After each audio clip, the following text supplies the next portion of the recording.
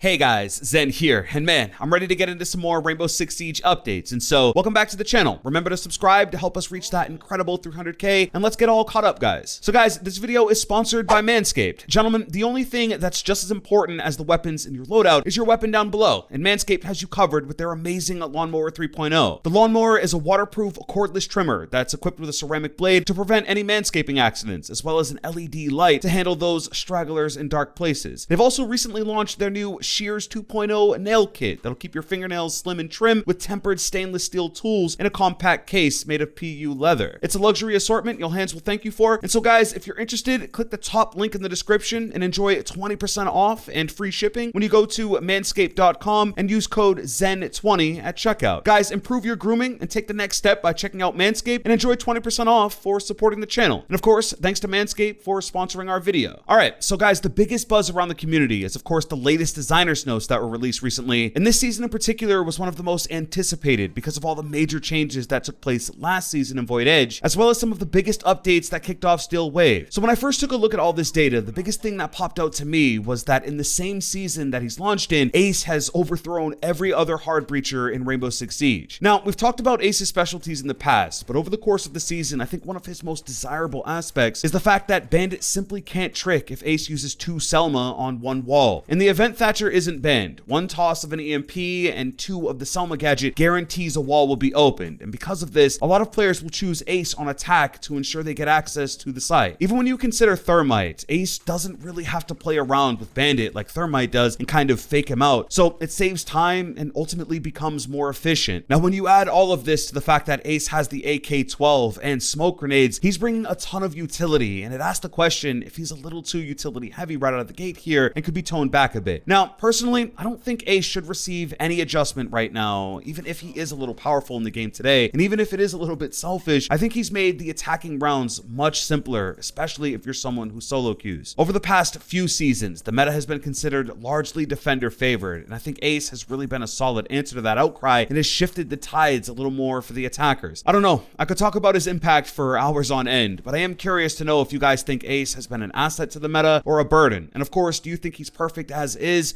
or needs a nerf? Now, the only other attacker I think is worth talking about here is my attacking main, Kali, because she has been seeing a lot more wins in the round, but oddly enough, she hasn't really been picked too much more often. So compared to last season, Kali has seen a substantial jump in her win rate. Now, compared to Blackbeard or even Ace, it isn't in the same league, but add on the old her, and you can see that she is clearly performing better and taking more W's. In Steel Wave, she received the SPS MG9, and it made a world of difference for this operator. You no longer have the pistol option with her, but instead you have the option of the C75 or the SPS. And for me, the SPS MG9 is an extremely lethal and consistent option for Kali that gives her a close to medium option with the added benefit of a sight. She also got a buff to almost every aspect of her CSRX sniper, where it kicks far less after each shot, and the Lance gadget detonates faster, which makes it tough to counter and an excellent replacement to Thatcher. Honestly, Kali is just underrated. There really is no other way to put it. I almost feel vulnerable even bringing light to this because I want her all to myself, but she really is, and I think it's going to be a very scary day when the rest of the community realizes this about her. Of course, there is a ton of risk involved with her, and you just can't help but look bad if you're missing your shots, and the thought of, well, if I was Zofia here, maybe I wouldn't have gotten taken out and secured the kill. That will pop into your mind. But this data shows that Kali is very capable of making an impact, and I think she is just wonderful where she is, and I honestly hope she continues to climb up into the meta. It's fascinating to say that Kali is actually neck and neck with Twitch, who was once the top operator in Rainbow Six Siege only a few seasons back, and with the current state of Thatcher, she could continue to move the needle forward. So over on defense, there's just one topic that needs to be addressed, and there's just no denying that it's Jager. Literally, this man cannot be stopped. Like, he is yet again off of the chart, and you could argue that the quote-unquote nerf had absolutely no effect. Now, honestly guys, has Jager becoming a 2-speed, 2-armor operator changed anything about him for you? I know for me, it really hasn't. If anything, he's just more tanky now and can sustain more damage, which means longer gunfights with the 416, and if anything, it's become even more of a burden dealing with him. Now, I feel like I have a beautiful solution to all of this, and I'm just gonna lay it out no matter how tedious or indulgent it may be in this video. Firstly, I think Jager just needs to lose one of his ADS. Right now, the fact that he takes out as many projectiles as he does really isn't the issue for me. It's actually the amount of coverage he can spread this utility out, and so I think think removing an ADS makes him choose where the most important spots for the gadget are. This is also the main difference between him and Wamai, where Wamai specializes in coverage throughout the objective, but it's almost like Jager has it covered, and so why even bother choosing Wamai is the ultimate battle between them. Secondly, increase the number of shots on the remaining 2 ADS to 3, so Jager can still deal with 6 projectiles in total, especially in this frag grenade heavy meta. And then finally, shorten the time between magnets for Wamai by 5 seconds each, so that he has more utility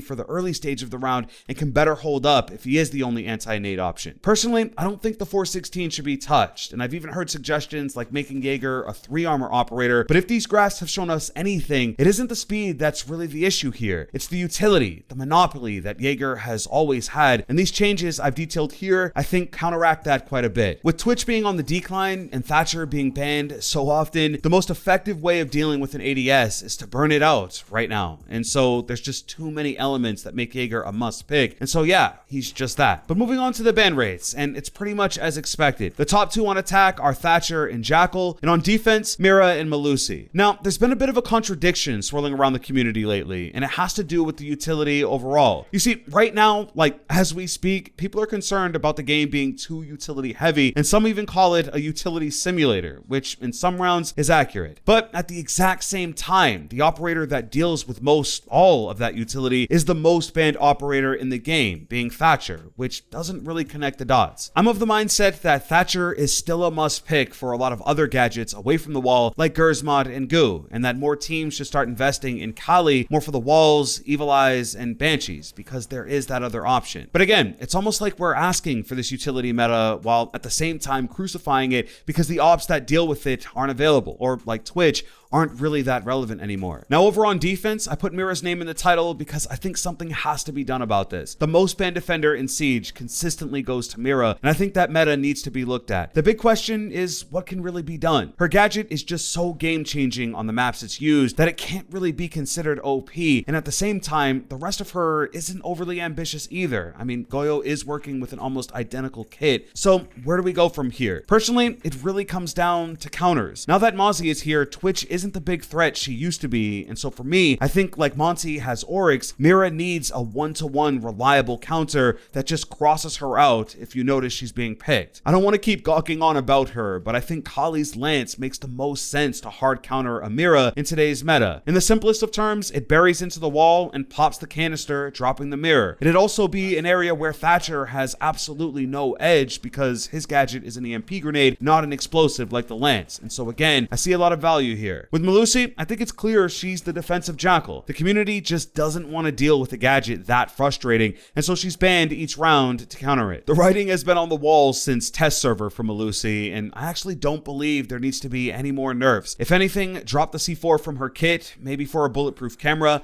but honestly, I don't think that'll change too much about her ban rate. Now moving on, the Year 5 Season 2.3 update is now live. For those of you who may have missed it, there's a few operators that have been buffed in this patch, and it is interesting. For starters, Fuze is getting another cluster charge, bringing his count up to 4, and surprisingly, a lot of you guys have been asking for my thoughts on it, and just to be transparent, I really don't see this as an update to Fuze that's super necessary. The one area I think Fuze is most underrated is vertical play. Most people go for either Sledge or Buck when the name of the game is to rain havoc from above, but Fuze, and even Ying to some degree, are capable of disorienting or even killing the defenders from above, and so yeah, this upgrade just opens up more of this opportunity. But on windows and barricades, where a lot of people use this operator, he's just always been underwhelming, and it's mainly because of how vulnerable and loud he is when he's using the cluster charge. I'm curious if it'd be a nightmare or exactly what he needs to make Fuze the first operator ever to go from a 3 armor to a 3 speed. He has seen a few buffs over the years, and nothing has really popped for the operator, and so maybe it's time for something really game-changing for him. Gridlock is the next operator getting an upgrade, and it's making the tracks deploy a little faster, 4 seconds to be exact. This will make tracks a little more consistent and help give Gridlock more of an identity against Nomad, who's also on the squad to watch the flank. The last operator to get a buff is Oryx. Now, when you go through a wall, you won't lose all of your Rema dash charges. The recovery time is now set to 0.5 seconds, and the dash will now refresh every 12 seconds, up from 8. Altogether, it should make Oryx do his job a little more consistently, and the devs say it should make him a bit more fun to play as well, and sometimes it's nice to be reminded that this is a video game and fun is an element here. here. Now, the last thing to cover here is that even in some of the most challenging times in Siege's history, we have finally reached 60 million players in this game. It is honestly a massive feat, and considering there's a lot of us that have been here since day one, there's players that have been active in the Siege community for over 5 years at this point through all of it. Now, believe it or not, Season 3 of Year 5 is only a few short weeks away from being revealed, considering where we are in the year, and as we push there, I think things are looking up. Of course, next season, we're getting our hands on a brand new operator, and we'll also be seeing a huge rework to Tachanka that is going to be one of the biggest moments ever in Siege's time. And so, to reach 60 million just before we get all of these new features is a job well done. But that'll get us all caught up, guys, and do it for the video. If you guys enjoyed this content, be sure to drop a like and subscribe if you're new here. With that being said, guys, it's been Zen. Thanks for watching. I'm out.